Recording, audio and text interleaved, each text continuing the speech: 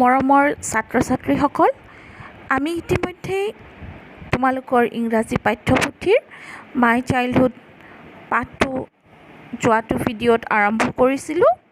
আজি আমি প্ৰথম পেৰেগ্ৰাফটো যিহেতু আমাৰ শেষ হৈছিলে, আমি পৰৱৰ্তী পেৰেগ্ৰাফসমূহ আৰম্ভ কৰোঁ আহা। তোমালোকে ইতিমধ্যে গমেই পাইছা, মাই চাইল্ডহুড পাঠটো আমাৰ ভাৰতৰ প্ৰাক্তন ৰাষ্ট্ৰপতি তথা বৈজ্ঞানিক APJ আব্দুল কালামৰ আত্মজীৱনী উইংছ অফ ফায়াৰ নামৰ কিতাপখনৰ পৰা এটা অংশ তুলি দিয়া হৈছে।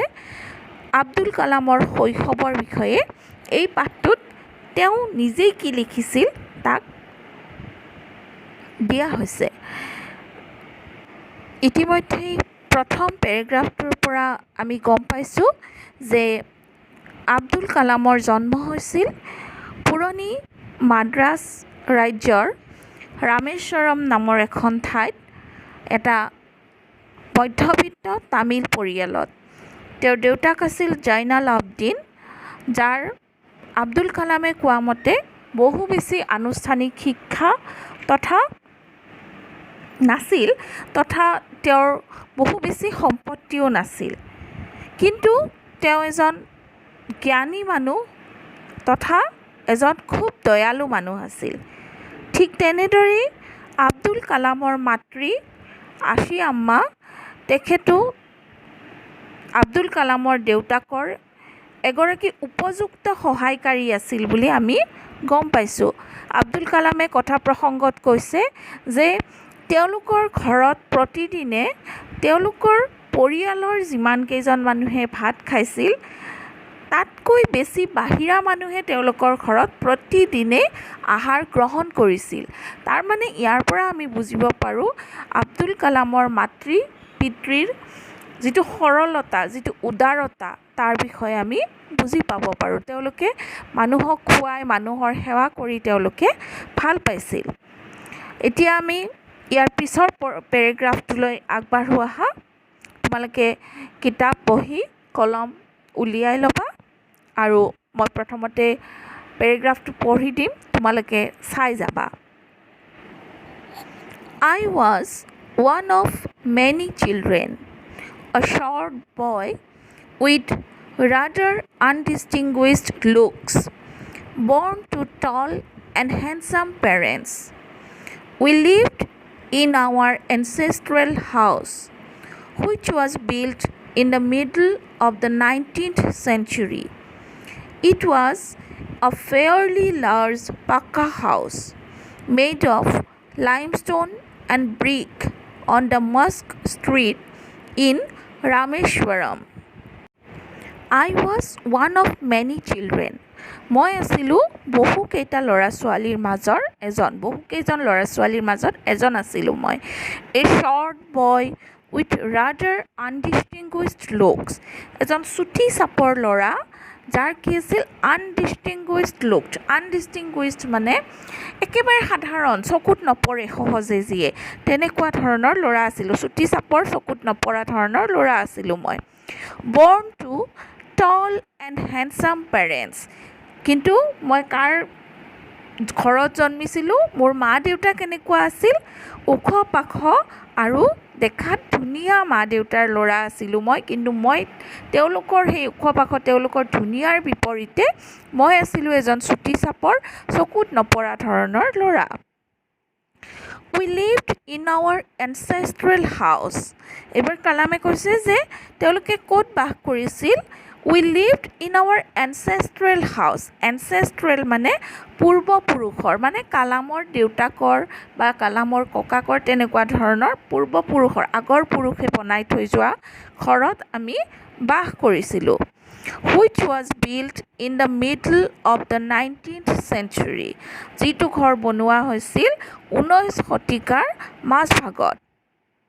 It was a fairly large Pakka house.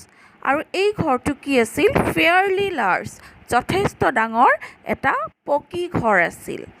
Made of লাইমষ্টোন and brick, ঘৰটো কিহেৰে সজা হৈছিল, চূণশিল আৰু ইটাৰে ঘৰটো সজা হৈছিল। On the mosque street in Rameswaram, আৰু ঘৰটো আছিল ক'ত? Moscow street. মস্ক মানে আমি জানো মছজিদ, আৰু ষ্ট্ৰীট মানে হ'ল ৰাস্তা। মছজিদৰ ৰাস্তা যিটো আছিল ৰামেশ্বৰমৰ, তাতেই আমাৰ ঘৰটো আছিল। সেই ৰাস্তাটোতে আমাৰ ঘৰ আছিল। ঘৰটো যথেষ্ট ডাঙৰ এটা পকী ঘৰ আছিল। চূণশিল আৰু ইটাৰে ঘৰটো বনোৱা হৈছিল। নেক্সট চাবা, মাই austere father used to avoid all inessential comforts and luxuries. However, all necessities were provided for in terms of food, medicine, or clothes. In fact, I would say mine was a very secure childhood, both materially and emotionally. My austere father, austere শব্দটোৰ অৰ্থ মই তোমালোকক পিছত দিয়ে দিম অৰ্থটো। austere মানে হ'ল সহজ সৰল কিন্তু কঠোৰ। সহজ সৰল কঠোৰ বুলি কৈছে। একে সময়তে দেউতাকক সহজ সৰল বুলি কৈছে আৰু একেই সময়তে দেউতাকক কঠোৰ বুলি কৈছে। কিছুমান ক্ষেত্ৰত তেওঁ খুব কঠোৰ আছিল, কিন্তু তেওঁ সহজ সৰল আছিল। austere father used to avoid all inessential comforts and luxuries. কৈছে যে মোৰ সহজ সৰল অথচ কঠোৰ দেউতাই কি কৰিছিল? used to avoid, তেওঁ কিছুমান বস্তু তেওঁ এভইড কৰি মানে নোহোৱাকৈ চলিব চেষ্টা কৰিছিল। কোনবিলাক বস্তু? all inessential comforts and luxuries, যিবিলাক অদৰকাৰী মানে সা সুবিধা, সেইবিলাক নোহোৱাকেই তেওঁ চলিবলৈ চেষ্টা কৰিছিল বা চলিছিল। However, all necessities were provided for, কিন্তু যিয়েই নহওক আমাৰ যিখিনি নেচেচিটি, আমাৰ যিখিনি প্ৰয়োজন আছিল, সেই প্ৰয়োজনবিলাক কিন্তু সদায় পূৰণ কৰা হৈছিল। আমি সেই প্ৰয়োজনীয় বস্তুবিলাক সদায় পাইছিলোঁ। In terms of food, medicine or clothes, খোৱাৰ ক্ষেত্ৰত হওক বা ঔষধ পাতিৰ ক্ষেত্ৰত হওক বা কাপোৰ কানিৰ ক্ষেত্ৰত হওক, আমি কেতিয়াও কিন্তু অভাৱ অনুভৱ কৰা নাছিলোঁ। আমাৰ সেই অভাৱবোৰ তেওঁ সদায় সেই প্ৰয়োজনবোৰ আমাৰ দূৰ কৰিছিল। কিন্তু তাৰ উপৰি যিবিলাক অদৰকাৰী বস্তু আমাক নহ'লেও আমি চলিব পাৰোঁ, সেইবিলাক কিন্তু তেওঁ নিজেও ব্যৱহাৰ কৰা নাছিল আৰু আমাকো দিয়া নাছিল। In fact, I would say mine was a very secure childhood. In fact, আচলতে I would say, মই ক'ব বিচাৰিম যে mine was a very secure childhood. মোৰ যিটো শৈশৱ আছিল সেইটো খুবেই নিৰাপদ এটা শৈশৱ আছিল। both materially and emotionally, সামগ্ৰীগতভাৱে বা বস্তুগতভাৱেই হওক বা ইম'শ্যনেলি আৱেগিকভাৱেই হওক, মোৰ শৈশৱটো খুব নিৰাপদ আছিল। এতিয়া তেওঁ বস্তুগতভাৱে কিয় নিৰাপদ বুলি ক'লে তেওঁৰ শৈশৱটো? তাৰ কাৰণ হ'ল তেওঁ কিছু আগতে ক'লে নহয় আমাক যে আমি খোৱাৰ ক্ষেত্ৰত হওক, ঔষধ পাতিৰ ক্ষেত্ৰত হওক বা কাপোৰ কানিৰ ক্ষেত্ৰত কেতিয়াও আমি অভাৱ অনুভৱ কৰা নাছিলোঁ। সেইকাৰণে তেওঁ কৈছে যে বস্তুগতভাৱে তেওঁ সদায় নিৰাপদ আছিল আৰু ইম'শ্যনেলি আৱেগিকভাৱেও মাক দেউতাকৰ মৰম, ভাই ভনীৰ মৰমৰ পৰা তেওঁ কেতিয়াও বঞ্চিত হোৱা নাছিল। তেওঁলোকৰ মাজৰ মৰম চেনেহ সদায় অটুট আছিল। সেইকাৰণে তেওঁ কৈছে যে মোৰ শৈশৱটো খুব এটা নিৰাপদ শৈশৱ আছিল আৰু মই আৱেগিকভাৱে আৰু বস্তুগতভাৱে দুইফালৰ পৰাই নিৰাপদ আছিলোঁ। গতিকে এই দ্বিতীয় পেৰেগ্ৰাফটোৰ পৰা আমি প্ৰথম কথা কালামৰ আমি কি গম পাওঁ? শাৰীৰিক অৱয়ৱৰ বিষয়ে তেওঁ বৰ্ণনা কৰিছে, মাক দেউতাকৰ লগতে নিজৰ বিষয়ে কৈছে। তেওঁ কি কৈছে যে মাক দেউতাক ইমান ওখ পাখ আৰু ধুনীয়া হোৱাৰ বিপৰীতে তেওঁ কিন্তু খুবেই সাধাৰণ আছিল। তাৰ লগতে আমি তেওঁলোকৰ ঘৰটোৰ বিষয়ে গম পালোঁ আৰু ঘৰটো ক'ত আছিল? মছজিদ ৰোডৰ, মছজিদ ৰাস্তাৰ ওচৰতে তেওঁলোকৰ এটা যথেষ্ট ডাঙৰ পকী ঘৰ আছিল, যিটো তেওঁলোকৰ পূৰ্বপুৰুষৰ ঘৰ আছিল। সেই ঘৰটোতে তেওঁলোকে বাস কৰিছিল আৰু লগতে তেওঁ কৈছে যে তেওঁৰ শৈশৱকাল চোৱা নিৰাপদ শৈশৱ আছিল, কাৰণ তেওঁ বস্তুৰ ফালৰ পৰা বা আৱেগিক ফালৰ পৰা, মৰম চেনেহৰ ফালৰ পৰা তেওঁ কেতিয়াও অভাৱ অনুভৱ কৰিব লগা হোৱা নাছিল। গতিকে এইটো পেৰেগ্ৰাফ আমাৰ ইয়াতেই শেষ হ'ল।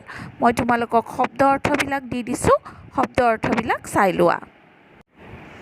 চাবা ৱৰ্ড মিনিং আনডিষ্টিংগুইছড চকুত নপৰা বা সাধাৰণ, এনচেষ্ট্ৰেল পূৰ্বপুৰুষৰ, লাইমষ্টোন চূণশিল, ব্ৰিক ইটা, অষ্টেৰ সহজ সৰল তথা কঠোৰ, ইনএচেঞ্চিয়েল অদৰকাৰী, ছিকিউৰ নিৰাপদ, মেটেৰিয়েলি সামগ্ৰিকগতভাৱে, এণ্ড ইম'শ্যনেলি আৱেগিকভাৱে। এইকেইটা শব্দ অৰ্থ তোমালোকে মনত ৰাখিবলৈ যত্ন কৰিবা আৰু পেৰেগ্ৰাফ দুটাও পঢ়িবা। পৰৱৰ্তী ভিডিঅ'ত মই পিছৰ পেৰেগ্ৰাফসমূহ আগবঢ়াই নিম। তোমালোকে নিজে নিজে যিখিনি হৈ গৈছে সেইখিনি ৰিভাইজ কৰিবলৈ চেষ্টা কৰিবা। Thank U.